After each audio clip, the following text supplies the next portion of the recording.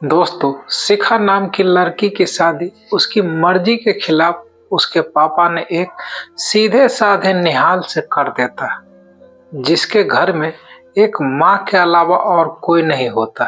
दहेज में निहाल को बहुत सारे उपहार और पैसे मिले होते, क्योंकि लड़की के माँ बाप पैसे वाले थे और लड़का मिडिल क्लास और गवार होता है। शिखा किसी और लड़के से बेहद प्यार करती थी और वो लड़का भी। दोस्तों, इसीलिए शिखा के पापा ने शिखा की शादी गवार निखिल से कर देता है। लेकिन शादी के कुछ दिन बाद ही शिखा जिस लड़के से प्यार करती थी उसके साथ भागने के लिए पूरी तरह से तैयार हो जाती। लेकिन शिखा को निहाल की वो सच्चाई पता चलता है जिसे जान शिखा बहुत रोने लगती है। क्या था निहाल की सच्चाई और क्या शिखा उस लड़के के साथ भाग पाई, और क्या होगा जब निहाल को पता चलेगा कि उसकी पत्नी किसी और लड़के से प्यार करती है। नमस्कार दोस्तों, मैं बेसिंग। आज की कहानी आपके दिल को छू जाएगी। मुझे बहुत अच्छा लगा, इसीलिए मैंने सोचा आप दोस्तों के साथ शेयर करूं। और हमारे चैनल को सब्सक्राइब नहीं किया है तो चैनल को सब्सक्राइब जरूर कर लीजिए ताकि हमारा हौसला बढ़ता रहे।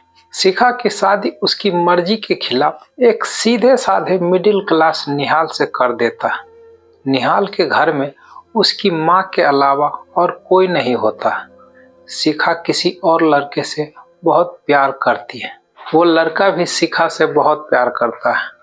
दोनों भागकर शादी करना चाहता था, लेकिन शिखा के पापा ने इसीलिए शिखा की शादी उसके मर्जी के खिलाफ गवार निहाल से कर देता। शिखा की शादी होने के बाद वो अपने ससुराल आ गई। सुहाग रात के वक्त लड़का यानी निहाल दूध लेके आता तो दुल्हन शिखा सवाल पूछती है अपने पति से। एक पत्नी की मर्जी के बिना पति उसको हाथ लगाए तो उसे बलात्कार कहते हैं या हक। निहाल कहता है, आपको इतनी लंबी और गहरी जाने की कोई जरूरत नहीं, बस दूध लाया हूँ, पी लीजिएगा। हम सिर्फ आपको शुभ रात्रि कहने आए थे। कहकर निहाल कमरे से निकल जाता है। शिखा मन मार कर रह जाती है, क्योंकि वो चाहती थी कि झगड़ा हो ताकि मैं इस गवार से पीछा छुड़ा सकूं। शिखा है तो उस घर की दुल्हन, मगर घर का कोई काम नहीं करती, बस दिन भर ऑनलाइन रहती और न जाने किस किस से बातें करती। मगर उधर निहाल की माँ बिना शिकायत के दिन भर चूल्हा चौका से लेके घर का सारा काम करती, मगर हर पल अपने होठों पर मुस्कुराहट लेके फिरती। निहाल एक कंपनी में छोटा सा नौकरी करता है और बेहद ही मेहनती और ईमानदार होता है। करीब महीने भर बीत गए, मगर निहाल और शिखा अब तक साथ नहीं सोए। वैसे निहाल बहुत शांत स्वभाव वाला था, इसीलिए वह ज्यादा बातें नहीं करता था। बस खाने के वक्त अपनी पत्नी से पूछ लेता था कि कहाँ खाओगी, अपने कमरे में या हमारे साथ। और सोने से पहले निहाल को डायरी लिखने का आदत था, जो हर रात वह लिखता था। शिखा के पास एक स्कूटी था, वह हर रोज बाहर जाती थी। निहाल के ऑफिस जाने के बाद और निहाल के वापस लौटते ही आ जाती थी। कुछ दिनों के बाद छुट्टी का दिन था। निहाल भी घर पे ही था, तो शिखा ने अच्छे भले खाने को भी गंदा कह के अपनी सास को अपशब्द बोल के खाना फेंक देती है। मगर शांत रहने वाला उसका पति निहाल अपनी पत्नी पर हाथ उठा देता, मगर माँ अपने बेटे निहाल को बहुत डांटती है। इधर शिखा को बहाना चाहिए था झगड़े का जो उसे मिल गया था। वह पैर पटकती हुई स्कूटी लेके निकल जाती है। शिखा जो रोज घर से बाहर जाती थी, वह अपने प्यार से मिलने जाती थी। शिखा भले ही टूट कर चाहती थी उस लड़के को, मगर उसे पता था कि हर लड़की की एक हद होती है जिसे इज्जत कहते हैं, वह उसने बचाए रखी थी। इधर शिखा अपने प्यार के पास पहुंचकर कहती है, अब तो एक पल भी उस घर में नहीं रहना है मुझे। आज गवार ने मुझ पर हाथ उठा के अच्छा नहीं किया। लड़का कहता है, अरे तुमसे तो मैं कब से कहता हूँ कि भाग चलो मेरे साथ कहीं दूर, मगर तुम हो कि आजकल आजकल पे लगी रहती हो। शिखा कहती है, शादी के दिन में आई थी तो तुम्हारे पास, तुम ही ने तो लौटा दिया था मुझे। लड़का कहता है, खाली हाथ कहाँ तक भागेंगे, तुम ही बोलो। मैंने तो कहा था कुछ पैसे और गहने साथ ले लो, तुम तो खाली हाथ आई थी। शिखा कहती है, तुम्हारे और मेरे प्यार के बारे में जानकर मेरे घर वालों ने बैंक के पासबुक, एटीएम और मेरे गहने तक रख लिए थे, तो मैं क्या लाती अपने साथ। हम दोनों मेहनत करके कमा भी तो सकते थे। लड़का कहता है, चालाक इंसान पहले सोचता है और फिर काम करता है। खाली हाथ भागते तो इसका भूत 2 दिन में उतर जाता, समझी। और जब भी तुम्हें छूना चाहता हूँ, बहुत नखरे हैं तुम्हारे, बस कहती हो शादी के बाद। शिखा कहती है, हाँ, शादी के बाद ही अच्छा होता है यह सब, और सब तुम्हारा तो है। मैं आज भी एक कुमारी लड़की हूँ, शादी करके भी आज तक उस गवार के साथ सोई नहीं हूँ, क्योंकि तुम्हें ही अपना पति मान चुकी हूँ। बस तुम्हारे नाम की सिंदूर लगानी बाकी, बस वह लगा दो, सब कुछ तुम अपनी मर्जी से करना। लड़का कहता, ठीक है, मैं तैयार हूँ, मगर इस बार कुछ पैसे साथ लेके आना। मत सोचना कि हम दौलत से प्यार करते हैं, हम सिर्फ तुमसे प्यार करते हैं। बस कुछ छोटी मोटी बिजनेस के लिए पैसे चाहिए। शिखा कहती है, उस गवार के पास कहाँ होगा पैसे, मेरे बाप से 3 लाख रुपए ऊपर से मारुति कार ली है, बस कुछ गहने हैं, वह लेके आऊंगी आज। लड़का शिखा को होटल का पता देकर चला जाता।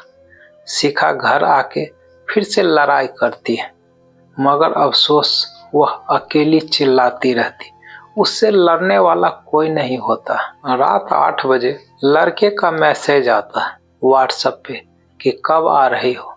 शिखा जवाब देती है, सब्र करो, कोई सोया नहीं है, मैं 12 बजे से पहले पहुंच जाऊंगी, क्योंकि यहाँ तुम्हारे बिना मेरी सांसें घुटती है।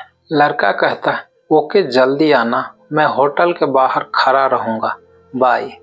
शिखा अपने पति को बोल देती है कि मुझे खाना नहीं चाहिए, मैंने बाहर से खा लिया, इसीलिए मुझे कोई परेशान न करे। इतना कह के दरवाजा अंदर से बंद करके चली जाती, लेकिन निहाल कहता है कि वह अलमारी में मेरी डायरी दे दो, फिर बंद कर लेना दरवाजा, हम परेशान नहीं करेंगे। शिखा दरवाजा खोले बिना कहती है कि चाबियां दे दो अलमारी की।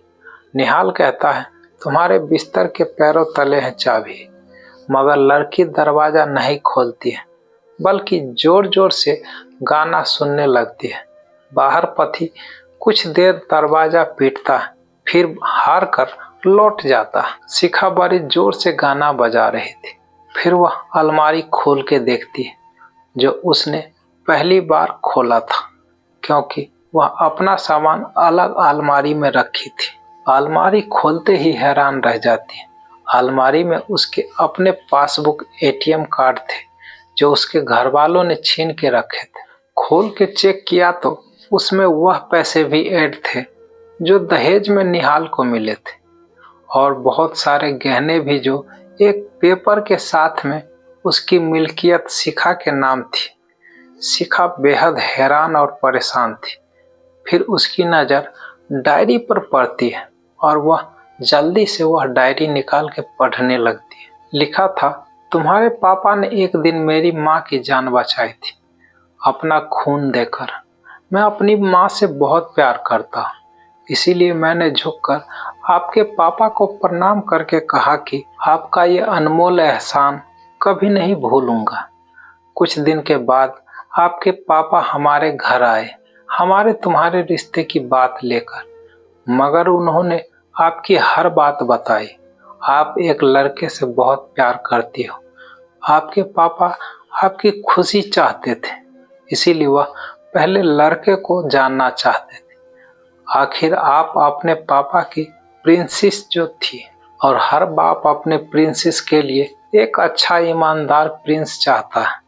आपके पापा ने खोज कर पता लगाया कि वह लड़का बहुत ही लड़कियों को धोखा दे चुका है और पहली शादी भी हो चुकी है, पर आपको बता न सके क्योंकि उन्हें पता था कि ये जो इसका नशा है वह हमेशा अपनों को गैर और गैर को अपना समझता है। एक बाप के मुंह से एक बेटी की कहानी सुनकर मैं अचंभित हो गया।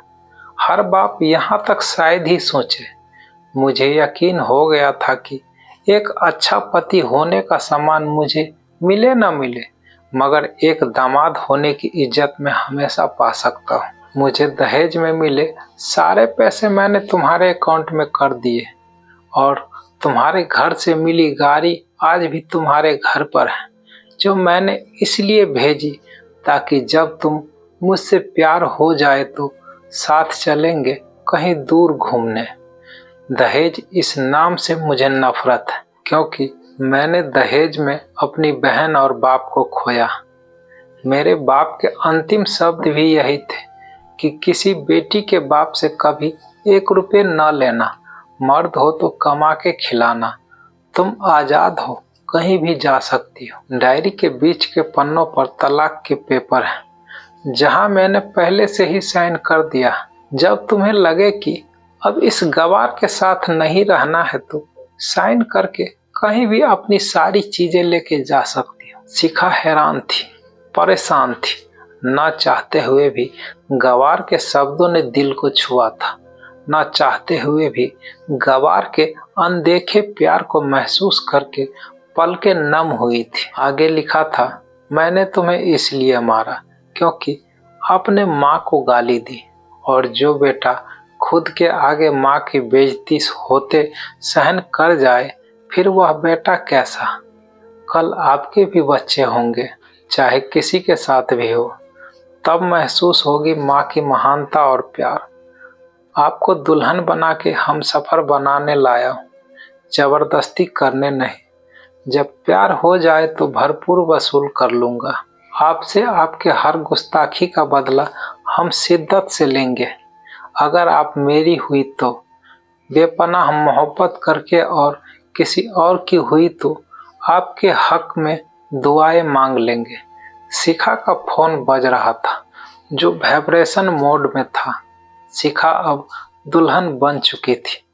पलकों से आंसू गिर रहे थे। सिसकते हुए मोबाइल से पहले सिम निकाल के तोड़ा, फिर सारा सामान जैसा था वैसा रख के न जाने कब सो गई, पता ही नहीं चला।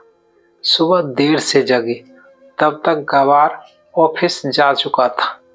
पहले नहा धोकर साड़ी पहनी, लंबी सी सिंदूर डाली अपनी मांग में, फिर मंगलसूत्र, जबकि पहले एक टिक्की जैसी साइड में सिंदूर लगाती थी ताकि कोई लड़का ध्यान न दे, मगर आज 10 किलोमीटर में भी दिखाई दे ऐसी लंबी और गाढ़ी सिंदूर लगाई थी दुल्हन शिखा ने।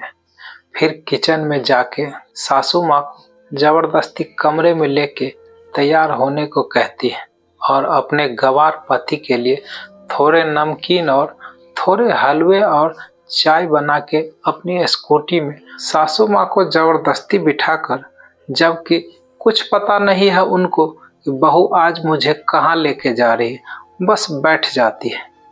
फिर रास्ते में सासू माँ को पति के ऑफिस का पता पूछकर ऑफिस पहुंच जाती है। निहाल हैरान रह जाता है शिखा को इस हालत में देखकर। निहाल कहता है, सब ठीक है ना माँ, मगर माँ बोलती उससे पहले पत्नी शिखा गले लगकर कहती है, अब सब ठीक है, आई लव यू। ऑफिस के लोग सब खड़े हो जाते हैं। दुल्हन शिखा कहती है कि मैं इनकी धर्म पत्नी हूँ, वनवास गई थी, सुबह लौटी हूँ। अब 1 महीने तक मेरे पति ऑफिस में दिखाई नहीं देंगे।